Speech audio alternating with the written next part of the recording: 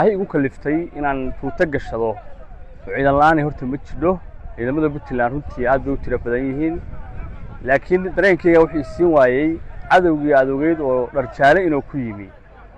dareenkayga wuxuu siin waayay inaan qardho iyo boosaaso iyo garow ku sugo dareenkayga waa siin waayay bismillaahir rahmaanir rahiim alxamdulillaahi rabbil caalamiin magacaygu waa Nabadoon Cabdi Maxamed Ciise waxaan rabaa halkaan inaan ka hadlo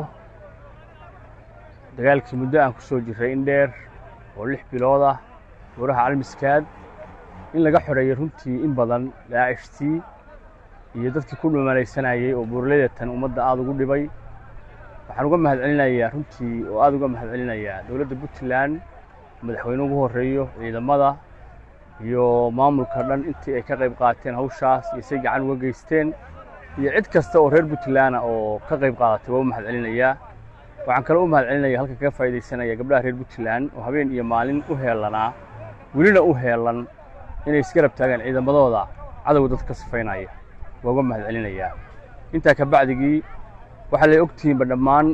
cadawgu badnaantiisii intii ugu dambeysay inuu miiraale galay miiraale sad ogtihiin waa la qabtay dawladda gacanta ku haysa ciidamadeena waa gacanta ku haya runtii cadawgii joogana waa laga xoreeyay wax la laayay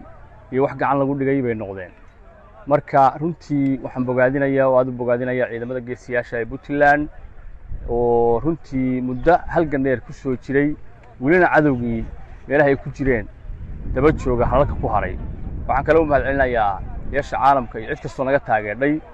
oo buurleydaas cadawga ku dhuumanaysanay gacan naga siina uga mahadcelinayaa horta baahi igu kaliftay inaan tuuta gashado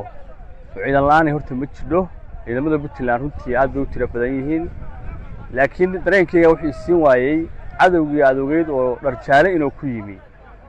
dareenkayga wuxuu siin waayay inaan qardho iyo boosaaso iyo garow ku sugo dareenkayga waa siin waayay kuwa dhimanaya nabadoon u ahay kuwa miinadu la kacaysan nabadoon u ahay kuwa qarka saaran baa nabadoon u ahay nabadoonku dalka inuu difaaco